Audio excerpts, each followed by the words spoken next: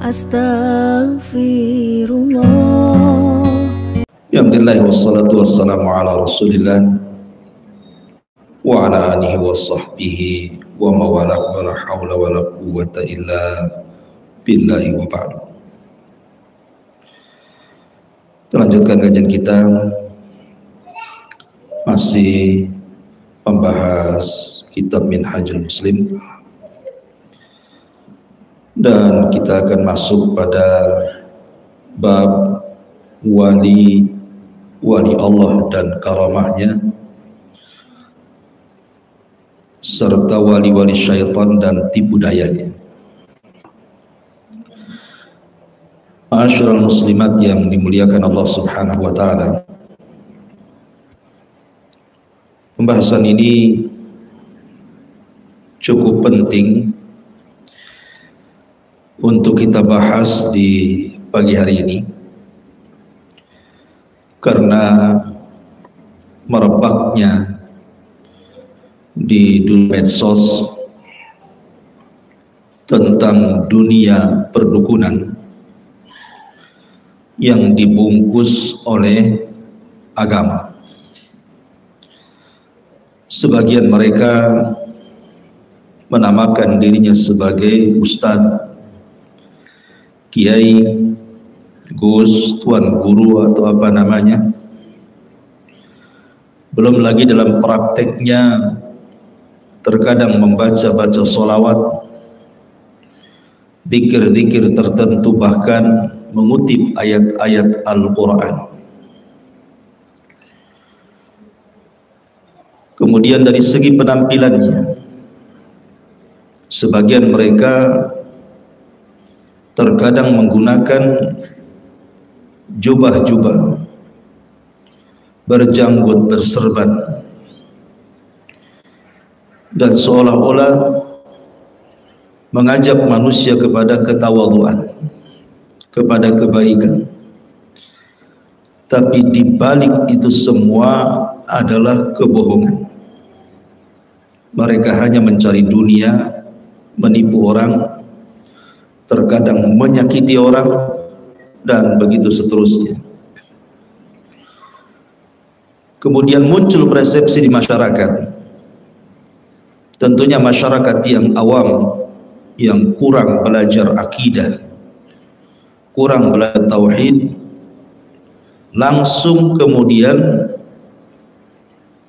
menyamakan bahwa mereka adalah wali Allah karena mereka punya kesaktian, walaupun ternyata kesaktian itu sebagiannya adalah settingan.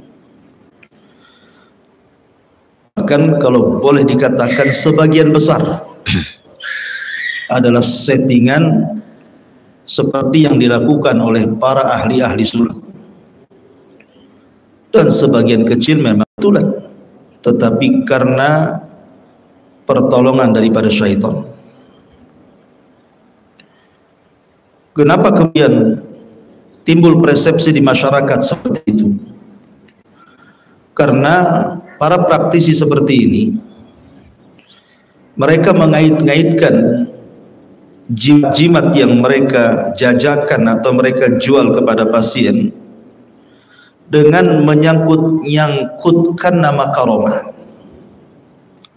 Dikatakan ini tasbih karomah, dikatakan ini gelang karomah, dikatakan ini batu karomah. Kemudian bisa dipelajari sehingga membuat tertarik. Akhirnya kemudian sebagian masyarakat terperdaya. Ada juga yang tahu bahwa itu dunia perdukunan, tapi sayangnya kemudian mereka mulai membagi-bagi. Oh, kalau prakteknya seperti itu bukan dukun hitam, tapi itu dukun putih. Seolah-olah kalau dukun hitam itu murni bekerja sama dengan iblis dan syaitan, kalau dukun putih itu seolah-olah bekerja sama dengan malaikat. Tidak ada dalam Islam dukun hitam, dukun putih. Semua dukun itu hitam, ya.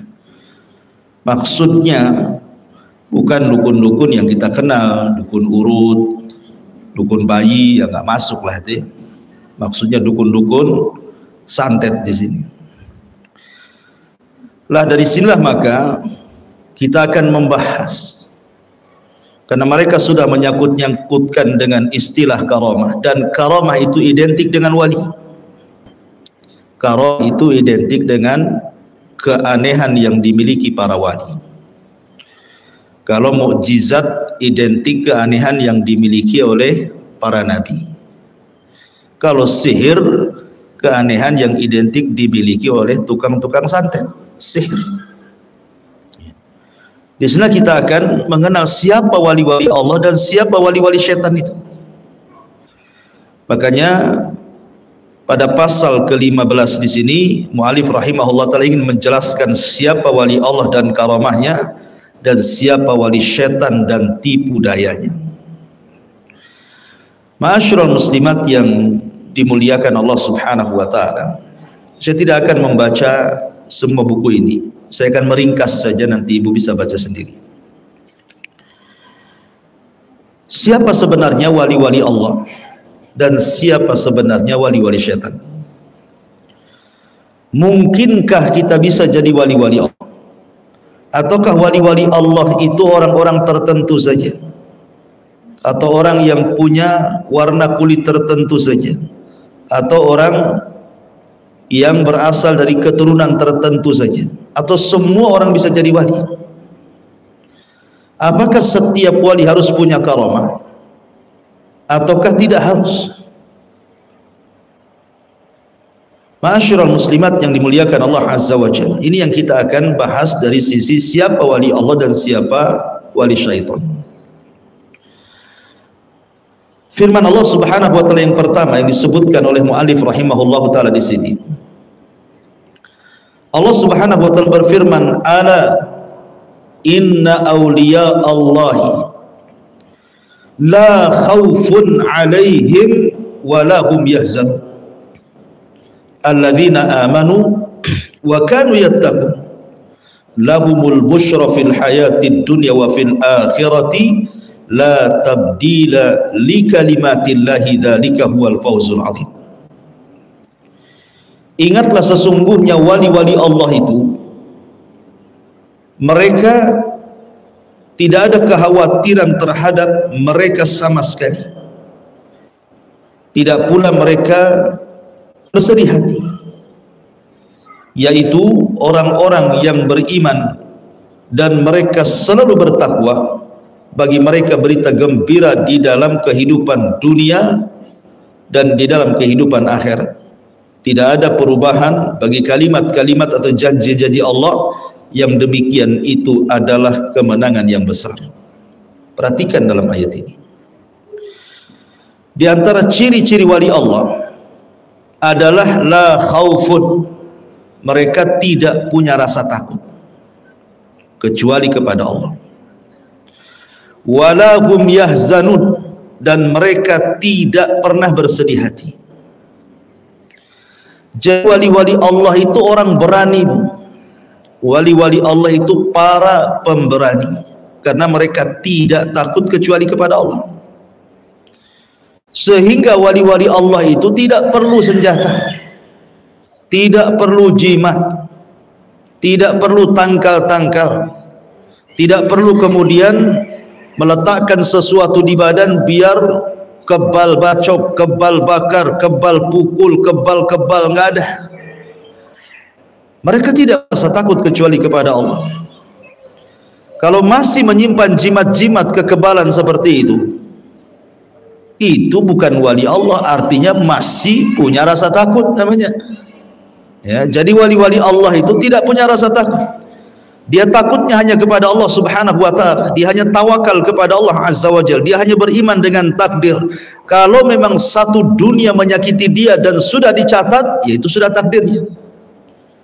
Karena walaupun satu dunia menyakiti dia, kalau belum takdirnya tidak akan terjadi. Itulah keyakinan wali Allah. La khaufun, tidak punya rasa takut. Walahum yahzanun, mereka tidak akan sedih. Wali-wali Allah itu tidak akan sedih. Hidupnya akan tenang. karena mereka bersama Allah Subhanahu wa taala. Lah siapa wali-wali Allah di sini? Di sini Allah Subhanahu wa taala kemudian menjelaskan sifat-sifatnya. Alladzina amanu, mereka adalah orang-orang yang beriman. Wa kanu yattaqun, dan juga mereka orang-orang yang selalu bertakwa. Jadi ciri wali-wali Allah cuma dua, beriman dan bertakwa kepada Allah Subhanahu wa taala. Ada sebuah hadis, Bu. Sebuah hadis Nabi sallallahu alaihi wasallam. Yang hadis ini menjelaskan ayat daripada surah Yunus 62-64 ini. Hadis ini adalah hadis qudsi.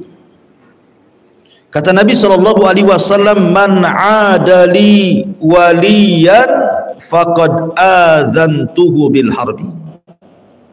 Man adzali waliyan faqad adzantuhu bil harbi. Kata Nabi sallallahu alaihi wasallam, barang siapa yang memusuhi wali-waliku, maka aku telah umumkan perang bersama dia. Lihat, hati-hati, jangan pernah menyakiti wali-wali Allah.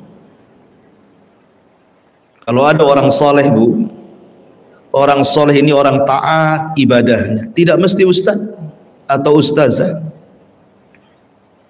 Dia taat ibadah, taat salat, baik orangnya, jangan disakiti, Bu. Karena menyakiti orang soleh sama dengan menyakiti wali-wali Allah, karena mereka wali-wali Allah. Dan kalau sudah menyakiti wali-wali Allah, berarti Allah sudah iklankan perang bersama dia. Siapa yang menang melawan Allah? Kemudian Nabi sallallahu alaihi wasallam memberitakan kepada kita bagaimana caranya jadi wali Allah. Ibu pengen jadi wali kan? Ini cara. Kata Nabi sallallahu alaihi wasallam, "Wa ma taqarraba ilayya 'abdi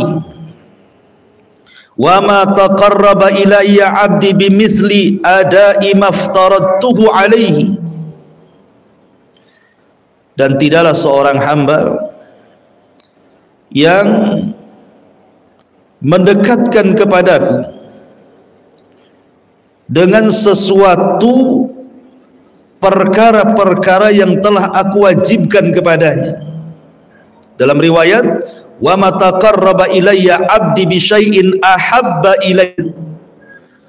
Tidaklah seorang hamba mendekatkan kepadaku dengan sesuatu yang aku cintai, mimma aftaradtu alaihi, melebihi dia mengerjakan apa yang aku wajibkan kepadanya. Ini ciri yang pertama, Bu. Kalau ingin jadi wali Allah, jaga kewajiban-kewajiban Allah, jadi dia wali. Jaga saja kewajiban Allah. Seperti umpamanya solat 5 waktu, itu kewajiban Allah, jaga solat 5 waktu. Itu syarat jadi wali itu. Puasa Ramadan wajib bagi kita, laksanakan puasa Ramadan, jaga tuh puasa Ramadan.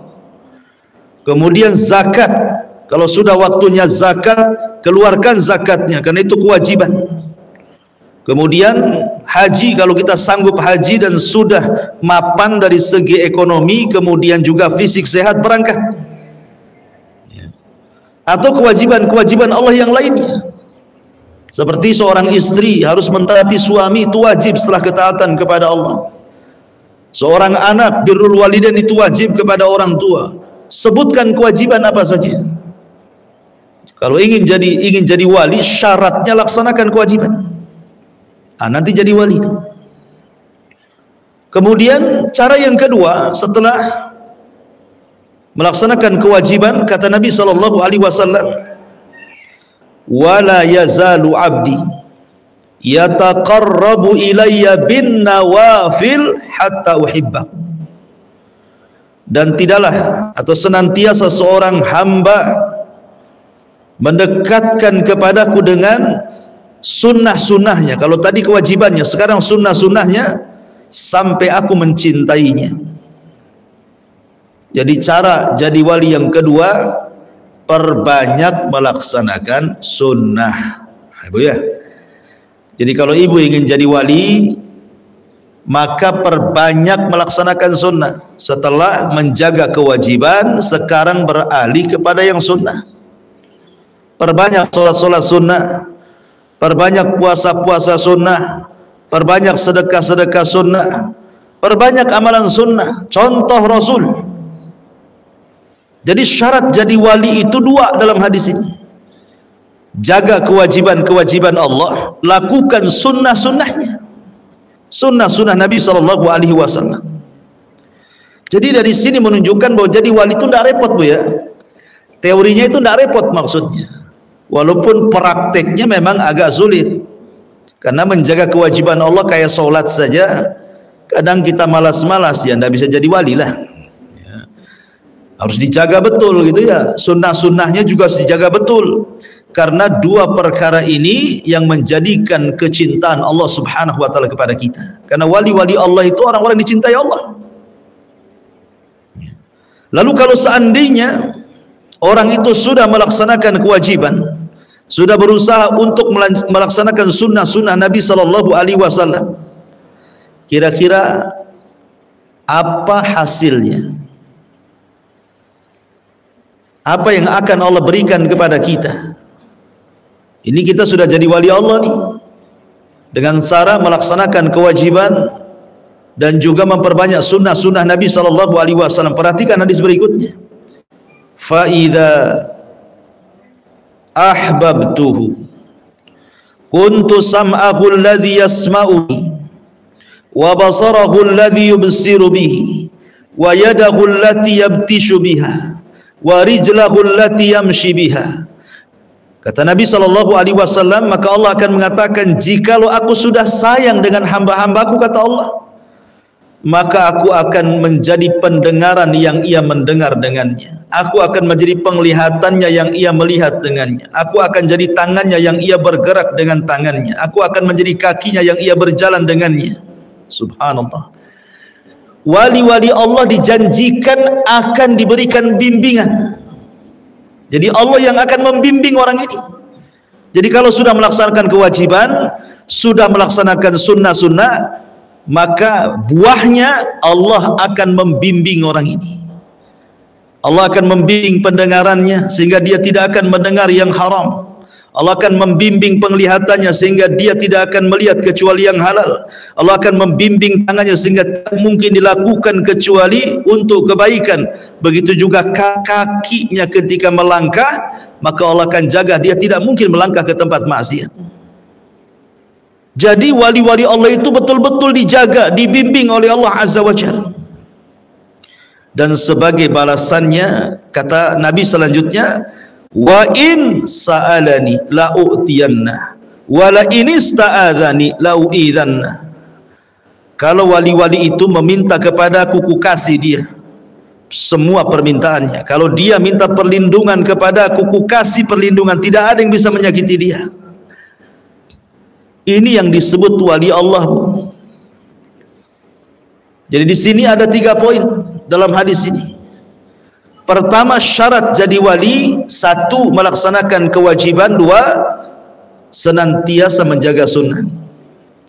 Poin yang kedua, kalau sudah jadi wali Allah, maka Allah akan menjaganya, Allah akan membimbingnya, Allah akan menjadi pendengarannya, penglihatannya, tangan dan juga kakinya.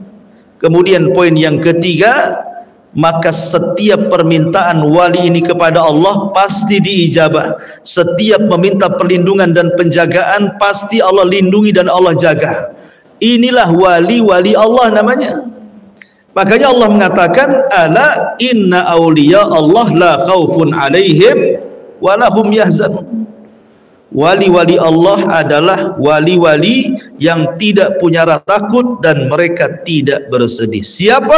Alladzina amanu wa kanu yattaqun. Orang yang beriman dan mereka bertakwa.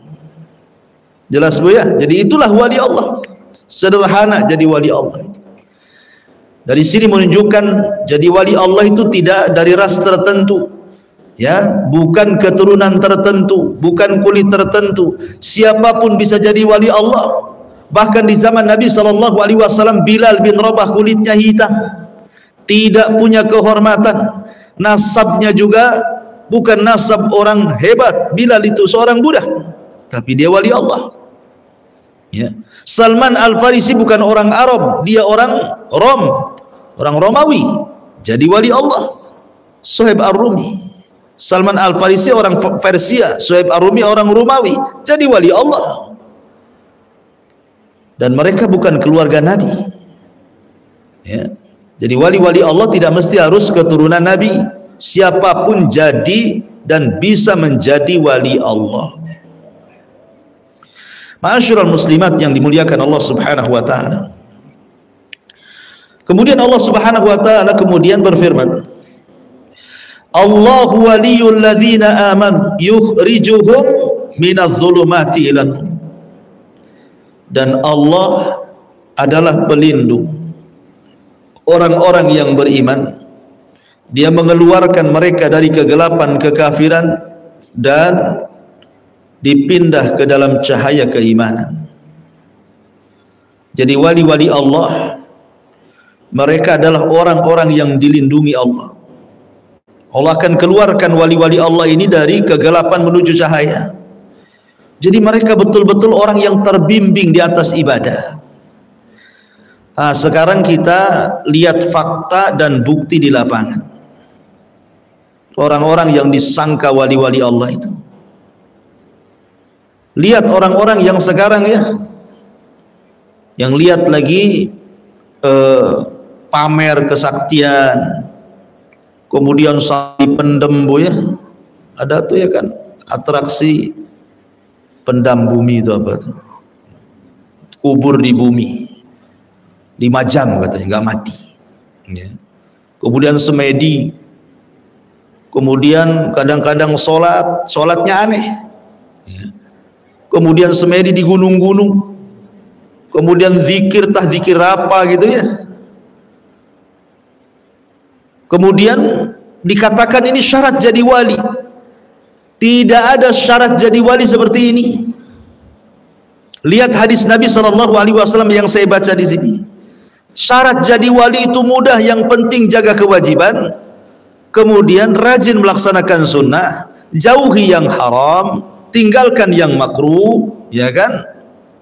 Kalau bisa dia tidak sibuk dengan perkara mubah, jadi dia wali Allah. Jadi sebenarnya wali Allah itu mudah. Jadi tidak harus kemudian menjadi wali Allah itu harus tapa gitu ya, harus semedi, harus dipendam, harus ke gua, harus mengasingkan diri dan begitu seterusnya. Karena Islam itu agama mudah, bukan agama sulit. Ma'asyiral muslimat yang dimuliakan Allah Subhanahu wa taala. Kemudian juga Allah mengatakan, wa ma kanu awliya'ahu in awliya'uhu illal muttaqun. Kembali dalam surah Al-Anfal Allah mengatakan, dan mereka bukan wali-walinya, akan tetapi inna awliya'uhu, sesungguhnya wali-wali Allah adalah al-muttaqun, hanya saja mereka orang-orang yang bertakwa kepada Allah Subhanahu wa taala.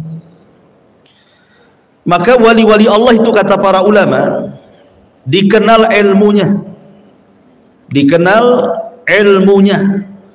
maksud ilmunya di sini ya ilmu agama, dikenal ilmu fikihnya, dikenal ilmu akidahnya, dikenal ilmu hadisnya ya. Jadi kalau dia ditanya soal agama, punya pengetahuan soal itu, karena itu yang mereka pelajari.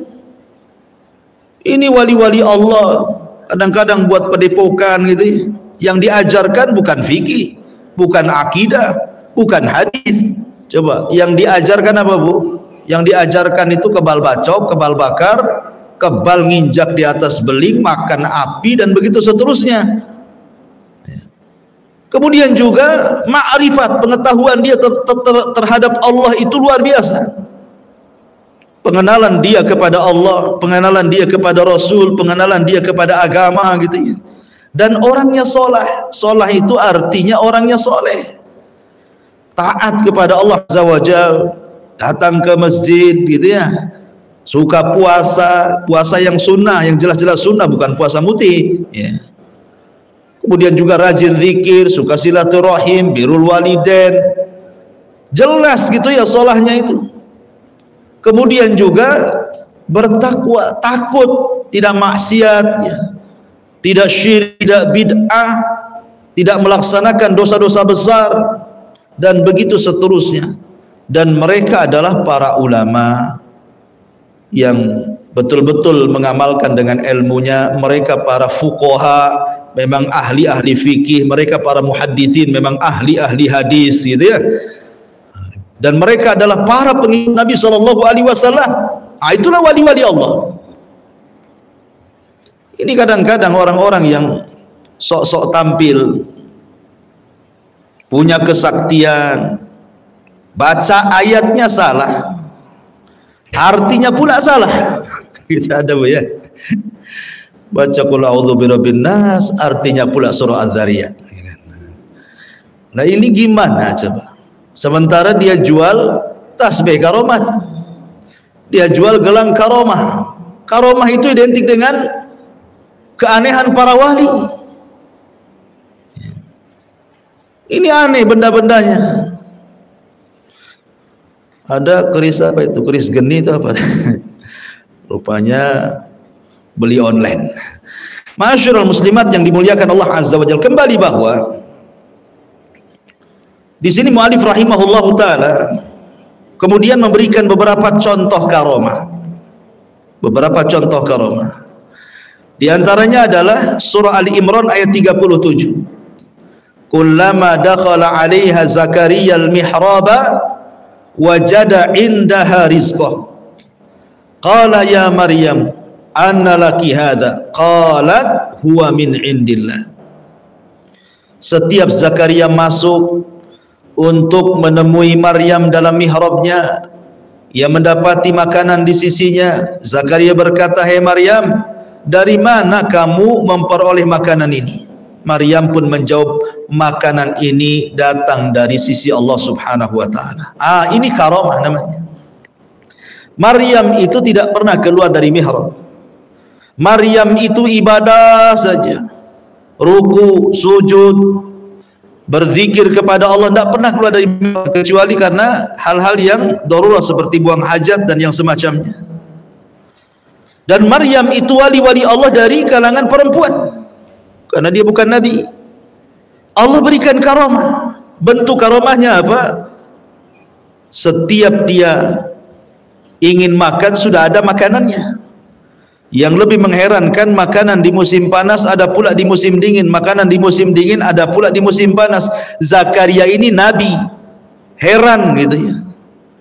Padahal dia nabi, nabi itu kan dibekali mujizat kan bu ya. Dia heran pula sama karamahnya Maryam dan bertanya, ini dari mana kau dapat makanan? Maryam senang saja, ini dari Allah, selesai. Ini karamah di zaman dulu seorang wanita. Ada enggak di zaman Nabi, Ustaz? Ada.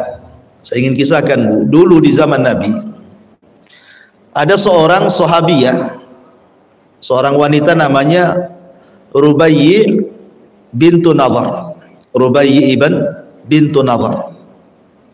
Rubayyi bintu Nadhar ini adik daripada Anas ibn Nadhar. Dan Anas ibn Nadhar ini adalah sahabat yang gugur di perang Uhud. Dia yang mengatakan, wallahi ini wajadtu raihatal jannah min kibalil Uhud. Demi Allah aku merasakan bau sorga semerbak harumnya ke hidungku di balik bukit Uhud, katanya Anas bin Nadhar ini. Kemudian memberikan semangat kepada para sahabat. Jadi suatu ketika Rubayyi ini dia memecahkan gigi orang, sesama wanita kelahi ibunya.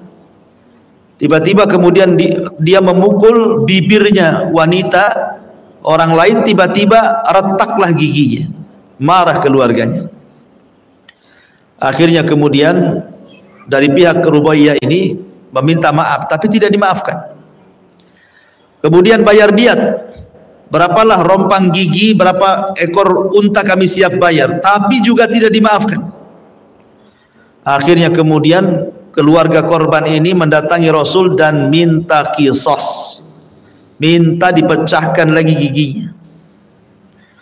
Ketika Anas bin Nadhr mendengar adiknya akan diqisas, giginya akan dipecahkan sebagaimana dia sudah memecahkan gigi orang, dia datang kepada Nabi SAW, ya Rasulullah, kami dari keluarga sudah minta maaf, mereka tak mau maafkan. Kami siap bayar diat, mereka tak mau menerima diat. Tiba-tiba mereka minta qisas. Kata Anas bin Nadhr, saya tidak izinkan qisas. Saya tidak akan mungkin melihat gigi adik saya pecah. Kata Nabi SAW, ya Anas, ini qisas, ini aturan dari Al-Quran, aturan dari Allah. Tapi Anas bin Nadhr kemudian bersumpah, wallahi la tuksar, demi Allah jangan dipecahkan. Kata Nabi SAW, ini qisas ya Anas. Kata Anas, wallahi la tuksar, jangan dipecahkan giginya. Subhanallah. Tiba-tiba kemudian dengar berita, keluarganya wanita yang dipecahkan giginya ini sudah minta maaf dan tidak akan melakukan qisas. Lihat bagaimana Anas bin Nadhr di hadapan Rasul bersumpah agar jangan dipecahkan gigi adiknya, dan Allah kabulkan. Ini namanya wali Allah nih. Ini namanya wali Allah Anas bin Nadhr ini. Kemudian Nabi SAW mengatakan, demi Allah, di antara umatku ada orang yang kalau bersumpah atas nama Allah, la abarra, Allah kabulkan permintaannya. Salah satunya Anas bin Nadhr. Nah, ini namanya karomah. Nah, karomah itu yang seperti ini. Atau contoh umpamanya di sini pada halaman ke berapa ini? Ke 99-nya ya kan? Tentang kisah Umar bin Khattab radhiyallahu anhu.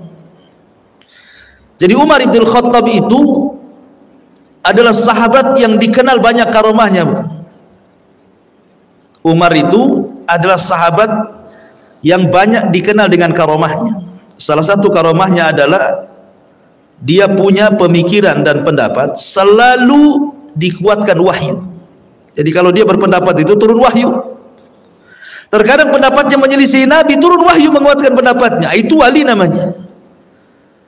Bahkan suatu ketika, jadi Umar bin Khattab ini pernah berkhutbah di atas mimbar.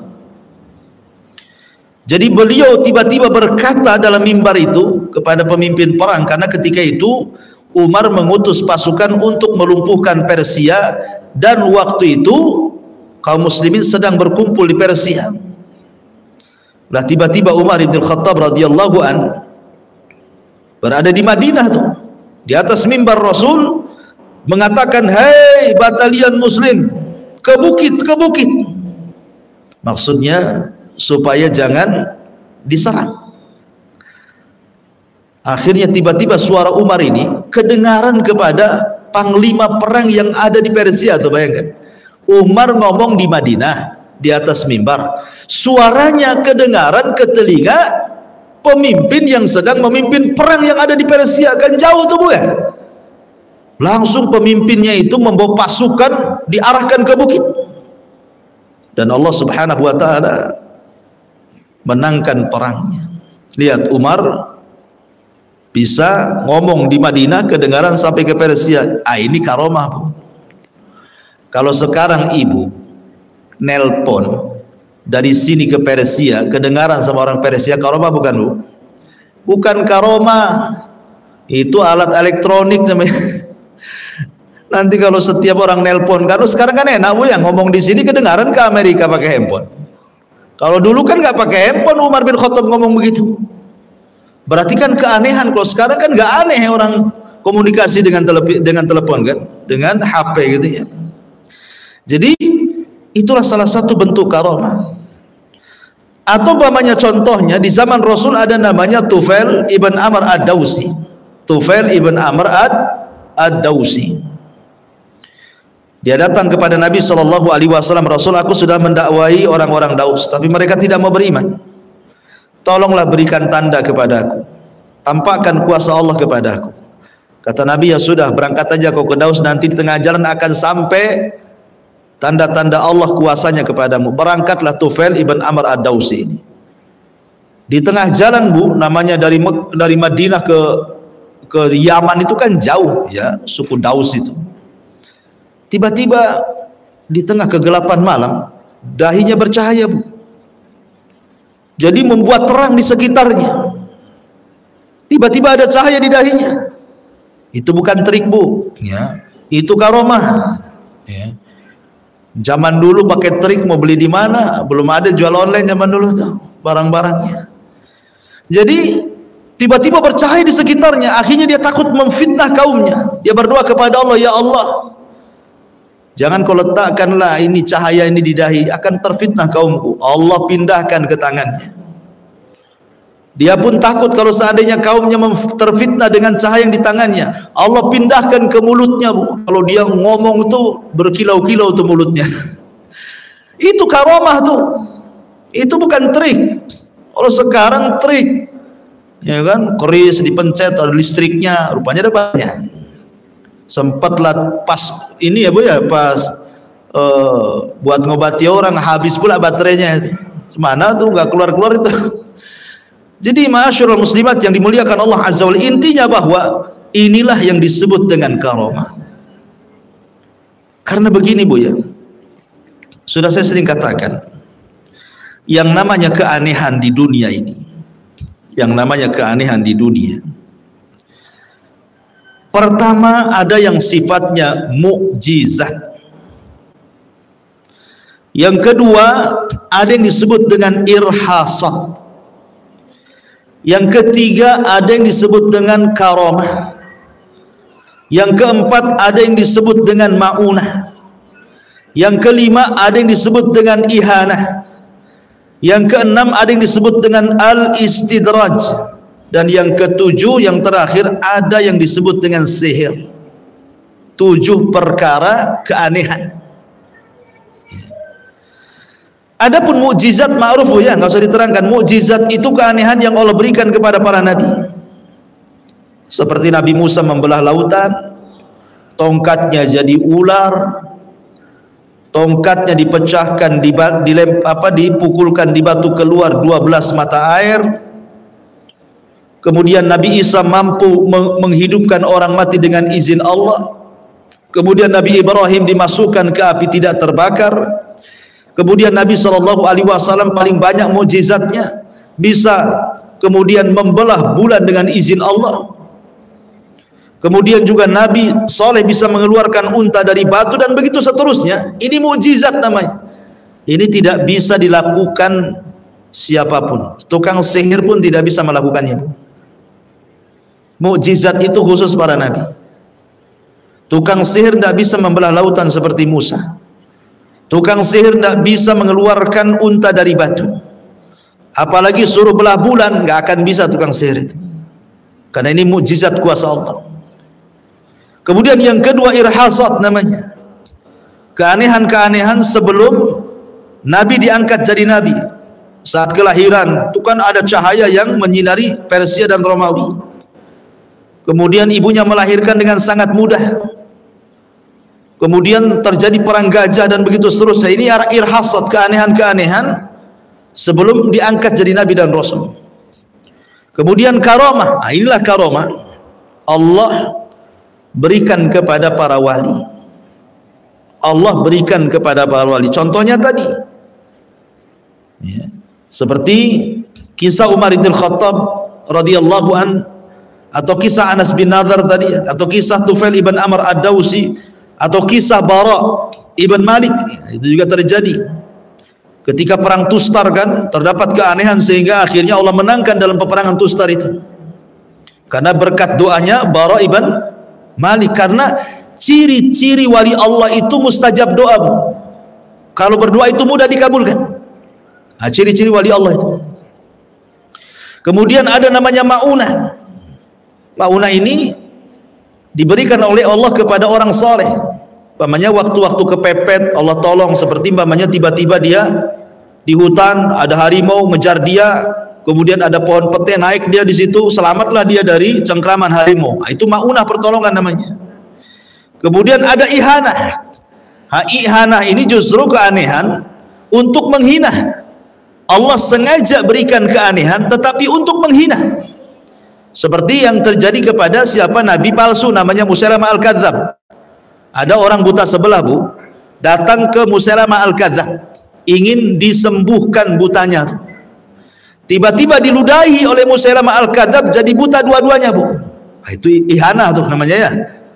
Oh, dia ingin disembuhkan buta sebelahnya, diludahi malah dua-duanya jadi buta. Ihanah, Allah berikan keanehan tapi untuk menghina si Musailamah Al-Kadzab, kan dia bukan nabi masalahnya, dia nabi palsu ya. Atau umpamanya istidraj. Oh, ini istidraj, ini orang ini usaha terus, nggak pernah dia gulung tikar, Bu. Usaha ini sukses, usaha itu sukses, kekayaannya makin bertambah, padahal tidak sholat, tidak puasa ya. Padahal mereka orang kafir, tapi kok diberikan kenikmatan luar biasa melebihi orang yang beriman. Itu istidraj namanya. Sengaja Allah biarkan seperti itu, nanti pada waktunya Allah akan kirim azab. Kemudian yang terakhir inilah yang kemudian terkadang ada orang yang tidak bisa membedakan mana sihir, mana karomah. Mana sihir, mana karomah. Terakhir ini sihir. Hari ini orang-orang tidak bisa membedakan mana sihir, mana karomah. Padahal sudah semuanya. Sihir dengan karomah itu sudah jelas. Sihir itu dilakukan oleh dunia-dunia perdukunan, dunia-dunia santet, dunia-dunia tenun, dunia-dunia bomo. Itulah sihir. Adapun karomah itu hanya bisa dilakukan atau diberikan oleh Allah kepada orang-orang soleh, kebalikan daripada tukang sihir. Karena tukang sihir itu musuhnya orang-orang soleh, tidak ketemu, yang satu ke barat, yang satu ke timur. Tapi karena sekarang ini sihir sudah dikawinkan dengan karomah, dukun sudah berlaga ustadz, itu yang kemudian jadi samar perkaranya. Betul kata Syekh Shalih Fauzan, sebuah kebatilan kalau ditampakkan 100%, tidak ada orang yang ikut kebatilan. Tapi kalau seandainya kebatilan itu dibungkus dengan kebenaran 50%, 50%-nya kebenaran, 50%-nya kebatilan, kemudian diaduk-aduk jadi satu, tercampurlah hak dengan batil. Manusia baru mau mengikutinya karena menyangka itu hak padahal batil. Ya, seperti dukun berkedok ustadz. Tidak mungkin itu dukun. Kenapa? Prakteknya ada salawatnya ustadz, prakteknya baca Quran, bahkan suruh baca Qul Huwallah. Jelas tuh ya. Tak menakutkan orangnya pakai jubah kok. Oh, kalau dia ngomong nasihat-nasihatnya itu bagus ustaz. Nah, ini kan repot nih, sehingga kemudian tidak bisa dibedakan mana ustaz, mana dukun. Apalagi dukun gadungan, Bu ya. Dukun gadungan itu ya dukun palsu, dukun settingan tadinya, sehingga kemudian makin meresahkan masyarakat lagi. Apalagi sekarang di dunia medsos ini luar biasa ya, Masya Allah. Dunia medsos ini fitnah lebih banyak lagi dibandingkan dulu sebelum ada handphone. Dulu sebelum ada handphone, Bu, dukun itu kalau ingin terkenal harus ngiklankan di koran kan, Bu ya. Dan koran kan tidak bisa menyebar kecuali di daerahnya, karena masing-masing daerah itu ada koran beda-beda isinya. Tapi kalau sekarang ini sudah ada handphone, tinggal live saja ya, itu sudah ditonton itu ribuan bahkan jutaan orang. Makanya kemudian sekarang banyak macam-macam orang itu. Yang kita herankan sebenarnya mereka itu sedang mempertontonkan kedustaan, tapi dengan pedenya seolah-olah sedang mempertontonkan dunia perdukunan kan. Kemudian dibungkus dengan agama, tercorenglah agama. Seperti apa contohnya? Ya sekarang lagi viral lah umpamanya, dukun pakai pengacara, kemudian lapor polisi ya. Harusnya kalau memang dia dukun sakti ya, ini logika masyarakat awam saja ya Bu ya, tinggal buat santet saja lah kan gitu ya. Orang yang nyakiti dia, buatlah gerakan senyap, santet sajalah kan itu. Rupanya tidak bisa nyantet dia, berarti kan dipertanyakan keahlian dalam kedukunannya. Masih mendingan lah, berarti dia tidak sakti. Sebab kalau sakti lebih bahaya lagi, karena tidaklah kesaktian yang mereka miliki kecuali karena istikhdamus syaitan. Mereka nggak mungkin kecuali bekerja sama dengan setan itu. Ada lagi dukun sakit, masuk rumah sakit lagi. Kalau dia dukun, obatilah sendiri, baca mantra dia, atau akan datang kepada sesama dukunnya. Ini tidak cukup. Padahal dunia perdukunan dengan dunia medis itu, kesan di masyarakat itu lebih sakti dunia medis Bu ya. Dokter kalau mengeluarkan penyakit dalam badan Bu, itu mesti operasi dulu, dibelah dulu, disuntik dulu gitu ya Bu ya. Kadang-kadang nanti sakit, banyak prosesnya itu di rumah sakit itu. Tapi lihat tayangan-tayangan perdukunan tuh, sebentar saja dipegang perutnya, keluar tuh silet, paku, macam-macam. Sembuh tuh katanya kan itu, walaupun wallahu alam tuh. Tapi yang jelas bahwa lah kenapa kalau dia punya kesaktian bisa mengobati orang, dia pula diobati ke dokter? Ini kan aneh gitu. Sebab di masyarakat itu yang tertipu dengan dunia perdukunan itu karena iming-iming dukun. Satu, dia bisa mencarikan jodoh. Dua, bisa menglariskan dagangan dia. Tiga, bisa meramal nasib dia. Empat, dia bisa menyembuhkan penyakit dia. Itu kan yang di masyarakat Bu, memang seperti itu ya. Kalau memang dia bisa seperti itu, tidak pula lah mestinya dukun-dukun tuh kaya-kaya, lebih kaya dibandingkan orang kan gitu, karena dia bisa membuka rizkinya dia sendiri. Masa membuka rizki orang tak bisa, dia membuka rizki dia tak bisa?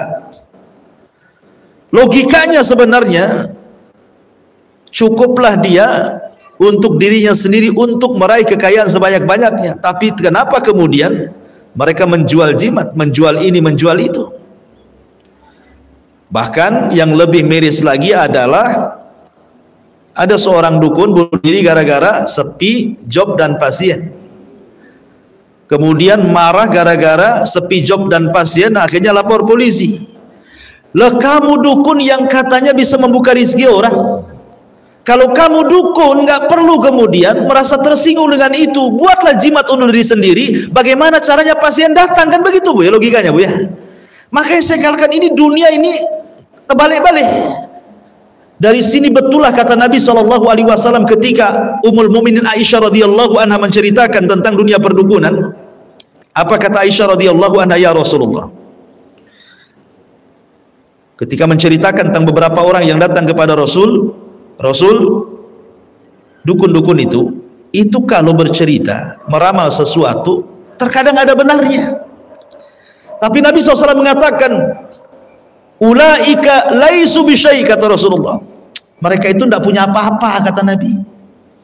Mereka itu tidak punya apa-apa, tidak bisa menyingkap yang gaib, kata Rasul. Adapun kalau seandainya mereka meramalkan sesuatu kemudian benar, maka itu hanya satu kalimat yang diambil oleh jin dari percakapan malaikat yang ada di langit, itu pun setelah dicampur adukan dengan 100 kedustaan, kata Rasulullah. Ini Rasul yang ngomong. Jadi kalau 100 kalimat itu satu yang benar, 99 dusta, gitu loh maksudnya. Berarti dukun itu sendiri tahu dia sedang berdusta.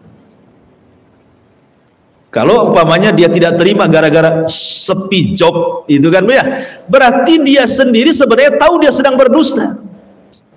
Kalau dia mengatakan seperti itu, buktinya dia bisa membuatkan jimat penglaris, buktinya dia bisa membuat jimat untuk perjodohan, untuk supaya para pejabat itu tetap bertahan di jabatannya atau naik pangkat. Lah kenapa dia bisa memberikan solusi kepada orang, solusinya sendiri tidak bisa diselesaikan? Ya. Makanya kalau bukan para pendusta siapa lagi? Kalau mereka bukan para pendusta, loh siapa lagi? Apa yang kita harus katakan kepada mereka? maka kita katakan persis seperti yang dikatakan Nabi SAW, mereka adalah para pendusta. Ma'asyiral muslimat yang dimuliakan Allah Subhanahu wa taala, yang perlu diketahui, ciri-ciri wali Allah Subhanahu wa taala dan wali-wali syaitan. Wali-wali Allah itu adalah orang yang beriman dan bertakwa, tapi wali syaitan adalah orang yang kufur dan suka maksiat. Kebalikan daripada wali Allah. Kalau wali Allah itu beriman dengan yang gaib, dia tidak meramal yang gaib, beriman malah dengan yang gaib. Beriman dengan sorga, dengan neraka, dengan ya rukun-rukun iman kepada Allah, kepada Rasul, kepada malaikat, kepada kitab, kepada takdir, kepada hari akhir, dan begitu seterusnya. Dia beriman dengan yang gaib. Tapi kalau wali-wali syaitan terbalik, meramal sok-sok tahu yang gaib, bisa menyingkap yang gaib gitu ya, menerawang yang gaib. Oh, hebat kali. Padahal dia sedang ditipu oleh syaitan. Kemudian orang yang wali-wali Allah itu orang yang bertakwa, orang yang bertakwa yang tidak pernah maksiat kepada Allah. Kalau wali-wali syaitan terbalik, mereka melakukan kesyirikan dan kekufuran. Makanya Allah Subhanahu wa taala berfirman di dalam Al-Qur'anul Karim tentang syaitan. Apa kata Allah Subhanahu wa taala? Qul hal unabbiukum ala man tanazzalu syayatin. Maukah ku habarkan kepada kalian, syaitan itu kalau turun ke bumi nemui siapa? Maka Allah katakan, tanazzalu ala kulli affakin azim. Setan itu turun kepada setiap para pendusta. Kata Abdullah bin Abbas, kalimat affak di sini tafsirnya adalah para dukun. Jadi setan-setan itu turun kepada para dukun karena mereka para pendusta. Azim, yang suka berbuat dosa karena suka menyakiti orang, berbohong kepada orang. Apalagi tukang sihir itu bisa bunuh orang, buat orang sakit. Kemudian yulquna sam'a wa aktsaruhum kadzibun. Mereka melemparkan kepada dukun-dukun itu kalimat-kalimat yang ia curi dari kalimat-kalimat malaikat. Wa aktsaruhum kadzibun, dan para dukun itu kebanyakan mereka para pendusta. Ini nas Quran yang mereka mengatakan para pendusta, bukan kita. Kita hanya meneruskan lisan dari Allah Subhanahu wa taala. Allah katakan aktsaruhum kadzibun, kebanyakan mereka pendusta. Kita katakan kebanyakan mereka pendusta. Kita tidak mengarang, ini nas Quran yang mengatakan seperti itu. Karena tidak mungkin wali-wali Allah itu berdusta. Wali-wali Allah itu orang beriman, orang bertakwa. Mereka tidak akan kufur, mereka tidak akan melakukan perbuatan dosa. Mereka orang beriman, mereka orang bertakwa. Kemudian yang kedua, wali-wali Allah itu al-hubbu fillahi wal bughdhu fillah. Mereka sangat mencintai Allah. Mereka sangat mencintai Allah, artinya betul-betul kecintaan mereka karena kecintaan kepada Allah Subhanahu wa taala, dan kemarahan mereka juga karena kemarahan Allah Subhanahu wa taala. Jadi wali-wali Allah itu sangat cinta dengan ibadah. Sangat cinta dengan ibadah.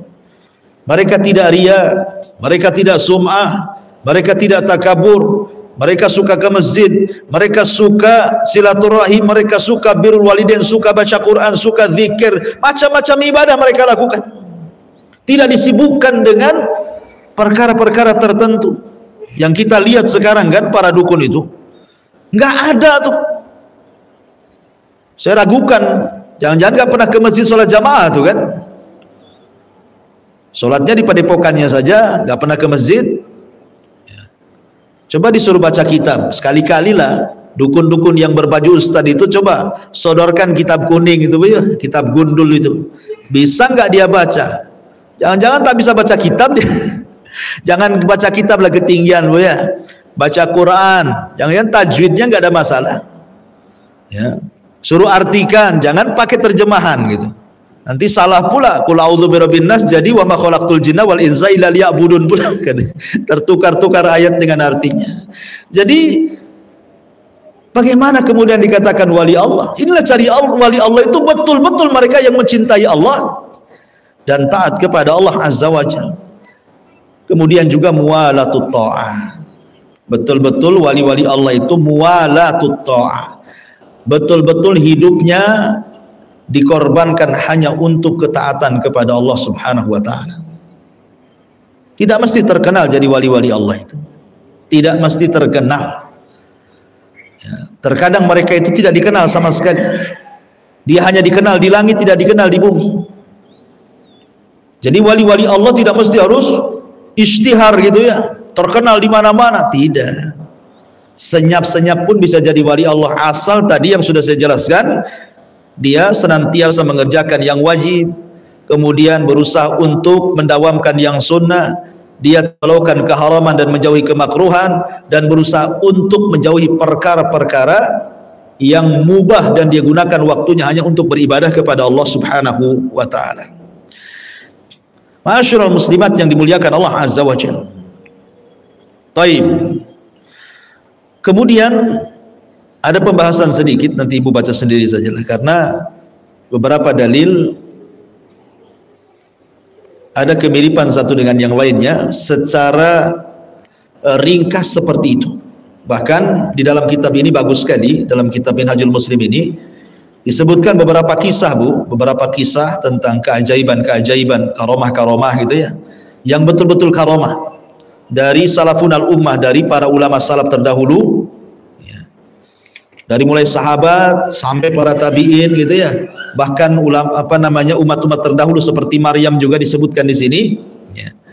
Jadi kitab ini ibu bisa baca sendiri, karena kalau kita selesaikan sampai selesai terlampau lama gitu ya. Tapi di sini saya ingin membacakan beberapa hadis yang dicantumkan oleh pengarang. Di antaranya adalah hadis pada halaman ke-102. Informasi Nabi SAW tentang wali Allah dan wali syaitan, sebagaimana tersebut di dalam sabdanya di saat beliau melihat satu bintang terbang. Beliau bersabda kepada para sahabat, "Ma kuntum taquluna limithli hadhihi fil jahiliyah?"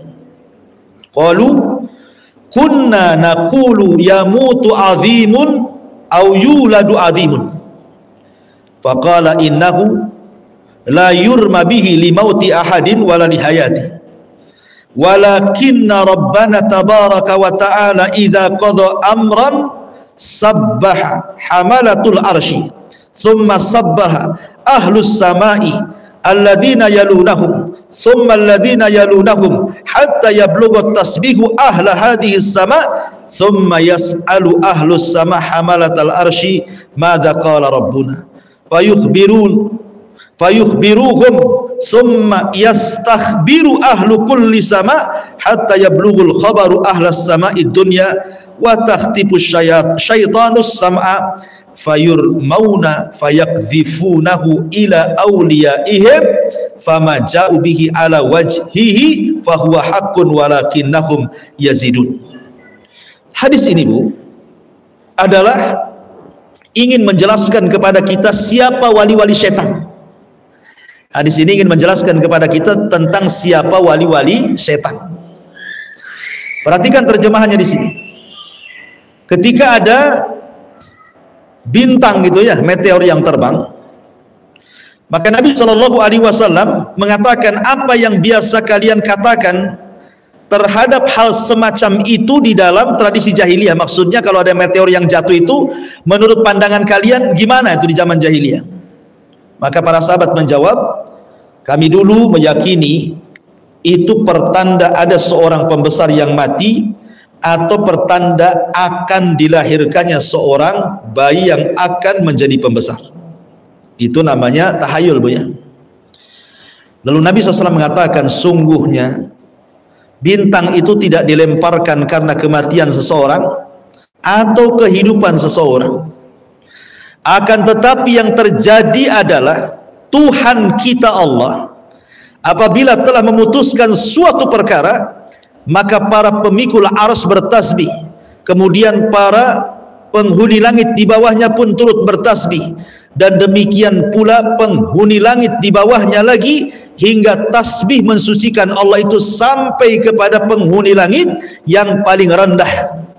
Kemudian para penghuni langit bertanya kepada para malaikat petugas yang memikul arsy itu, apa yang difirmankan Rabb kita? Maka mereka pun memberitakannya. Kemudian pula penghuni langit berikutnya hingga berita itu sampai kepada penghuni langit yang paling rendah. Lalu pada saat itu setan-setan mencuri pendengaran, oleh karenanya mereka dilempari dengan bintang-bintang. Kemudian setan-setan itu membisikkan berita kepada para walinya. Nah, ini syahidnya di sini Bu ya. Setan itu kemudian membawa berita kepada para walinya. Inilah wali-wali setan namanya. Berita yang setan sampaikan kepada manusia itu benar, akan tetapi mereka menambahinya. Dalam riwayat sudah ditambahkan dengan mi'ata kadzbah, 100 kedustaan. Inilah kita bisa tahu bahwa siapa wali-wali setan. Wali-wali setan itu para dukun. Ingat ya, dalam hadis ini wali-wali setan itu para peramal. Wali-wali setan itu tukang-tukang santet, tukang-tukang tenun. Itulah wali-wali setan. Ya, jadi wali-wali setan itu adalah para dukun, para tukang-tukang sihir. Ini nas hadisnya jelas. Mereka bukan ustadz, mereka bukan kiai, mereka bukan guru ngaji, mereka bukan syekh. Teramat suci nama-nama ini dilengketkan kepada mereka. Kita katakan mereka dukun bukan gus, kita katakan mereka dukun bukan ustadz, kita katakan mereka itu dukun bukan kiai. Karena gus, ustadz, kiai itu biasanya disematkan kepada orang-orang yang betul-betul mengajarkan agama kan Bu. Ini mengajarkan kesyirikan, meramal tanpa jelas gitu ya. Jadi dari sini kita tahu bahwa siapa wali-wali setan. Wali-wali setan adalah para dukun. Bahkan Jabir bin Abdullah radhiyallahu anhu ketika mentafsirkan ayat tentang kalimat togut dalam Al-Quran, salah satu makna togut adalah dukun, dan togut itu adalah sesembahan selain daripada Allah subhanahu wa ta'ala ya. Togut itu ada yang mengartikan setan, ada yang mengatakan dukun, dua-duanya sama. Karena dukun dan setan itu bekerja sama tuh. Mereka lah wali-wali setan. Makanya ketika Yunus ibn Abil A'la As-Sadafi, salah satu muridnya Imam Syafi'i, itu berdialog dengan gurunya Imam Syafi'i Bu. Dialognya begini, wah Imam Syafi'i, aku mendengar perkataan Al-Laits. Al-Laits itu ulama Mesir, itu sesama dengan Imam Syafi'i. Kata Laits mengatakan, barang siapa yang bisa berjalan di air, maka idza ra'aita ar-rajula yamshi 'alal ma', apabila engkau melihat ada orang yang bisa berjalan di air, maka timbang amalan dia dengan Al-Quran dan Sunnah. Kata Imam Syafi'i, perkataan Laits itu masih kurang katanya. Kemudian Imam Syafi'i menambah, idza ra'aita ar-rajula yamshi 'alal ma' aw yatiru fil hawa, katanya. Kalau engkau melihat orang yang bisa berjalan di air ataupun bisa terbang, maka timbang amalannya dengan Quran dan Sunnah. Kenapa Imam Syafi'i mengatakan timbang amalannya dengan Quran dan Sunnah? Kenapa pula Imam Laits juga mengatakan timbang amalannya dengan Quran dan Sunnah? Karena Al-Quran dan Sunnah sudah menjelaskan siapa wali Allah, siapa wali setan. Quran kan sudah saya jelaskan tadi, ini Qurannya, ini loh wali Allah, ini ayatnya, ini wali Allah, ini hadisnya, ini wali setan, ini ayatnya, ini wali setan, ini hadisnya. Nah gitu ya.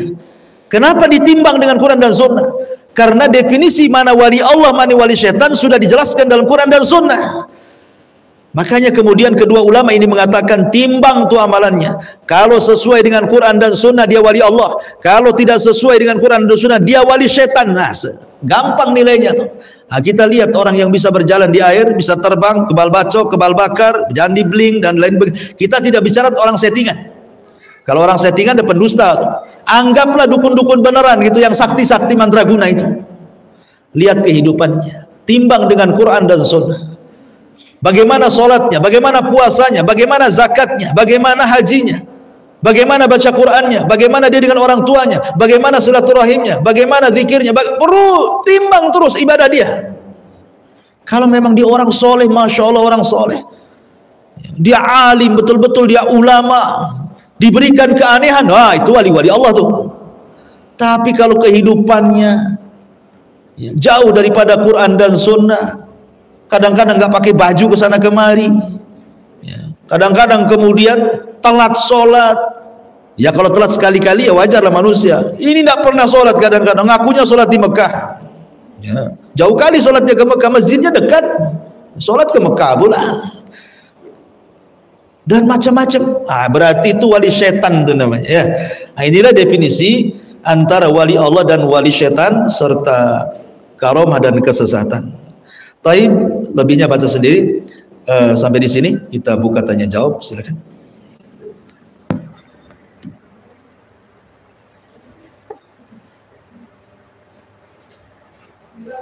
Ya.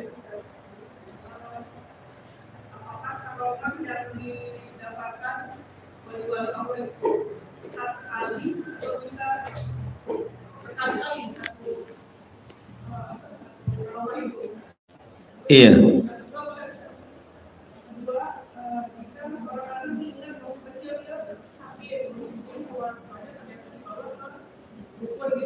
Iya.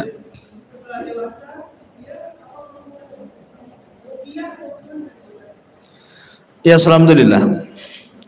Karomah itu tidak bisa dipelajari. Karomah itu tidak bisa dipelajari.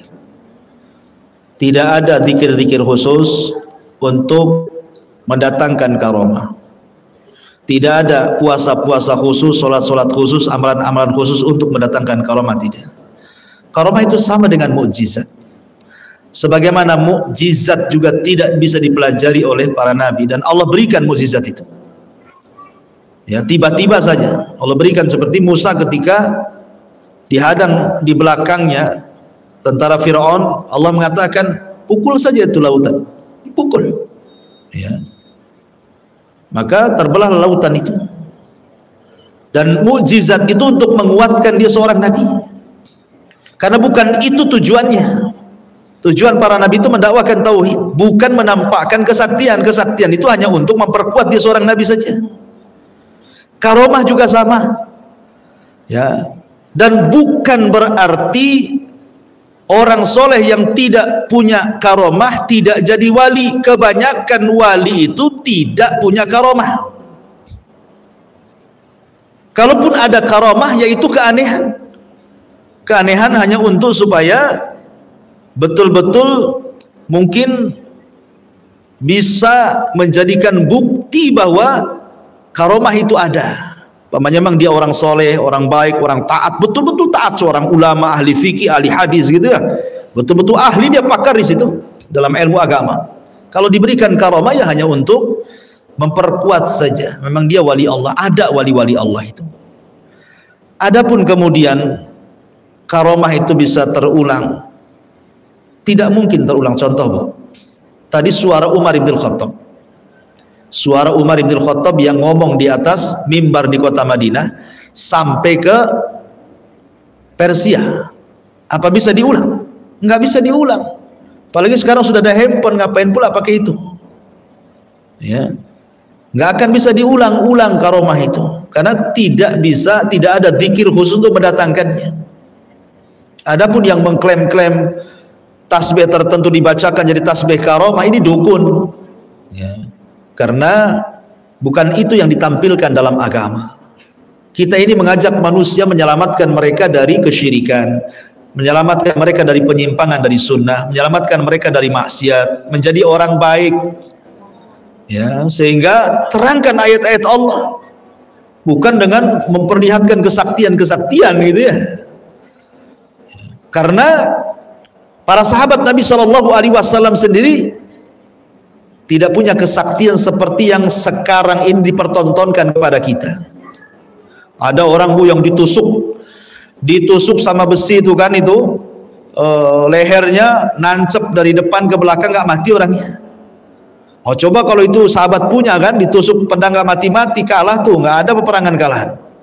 Sahabat yang bisa ninju orang dari kejauhan tenaga dalam, tak ada pun kisah-kisah sahabat yang punya tenaga dalam. yang tidak kebal bacok, ya kan, kebal bakar, meninggal juga. Banyak sahabat di perang Uhud itu banyak meninggal, sampai ada 70 syuhada Uhud kan meninggal. Jadi intinya bahwa karomah itu datang dari Allah, tidak bisa diulang, dan Allah memberikan karomah kepada siapa dari hambanya yang dikehendaki. Tidak semua hambanya Allah kasih karomah. Kemudian yang kedua, adapun kalau dulu anak kecil yang ketika kecil datangkan ke dukun, ya, kemudian sudah besar, kalau nggak ada gangguan apa-apa ya nggak usah lah. Kalau orang tuanya dulu yang bawa ke dukun, ya taubat orang tuanya, bertobat kepada Allah. Ya, karena kalau sudah datang ke dukun untuk perobatan anaknya, berarti imma ada dua, dia bisa sholatnya 40 hari ditolak kalau hanya sekedar bertanya. Kalau seandainya kemudian dia sampai meyakini bisa mendustakan Quran, dan itu kekufuran, bertobat, jangan datang lagi ke dukun. Nah, coba kalau seandainya satu kota Batam ini orang Islamnya nggak yakin ke dukun, nggak berobat ke dukun, nggak tertipu dengan dukun, lama-lama pindah tempat dukun Batam nih, mungkin pindah ke Tanjung Pinang mungkin. Nanti satu Tanjung Pinang nggak percaya dukun, pindah kemana lagi, kan bingung tuh nantinya. Lama-lama nggak jadi dukun tuh, adalah jadi kuli bangunan aja, nggak ada, jobnya sepi, ya kan? Jadi saya katakan bahwa kalau memang sudah terjadi seperti itu, Bu, tinggal bertobat, jangan diulangi lagi. Kalau kemudian ada bekas, karena kan biasanya kalau dukun beneran itu kan kerjasama dengan setan, sehingga pengaruh setannya masih ada, ya, ya kalau memang nampak ada pengaruh setannya, ibu bisa ruqyah, anak itu bisa diruqyah, ya, didekatkanlah dengan agama dulu, suruh ngaji, suruh zikir, coba ruqyah mandiri dulu gitu ya. Nah, jadi bisa juga. Tapi kalau anak itu sudah besar, nggak ada masalah, kita arahkan aja ke agama supaya dia tahu bahwa datang ke dukun itu tidak boleh, jelas nasnya, jelas hadisnya, dan tidak menambah kecuali kepada kekufuran.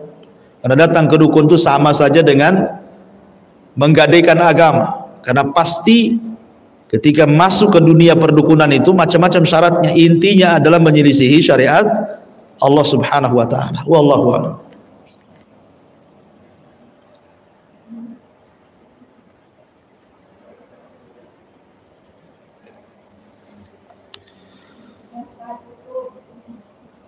Sudah? Oke. Ya, mudah-mudahan ada manfaatnya. Subhanakallahumma bihamdika asyhadu an la ilaha illa anta astaghfiruka wa atubu ilaik.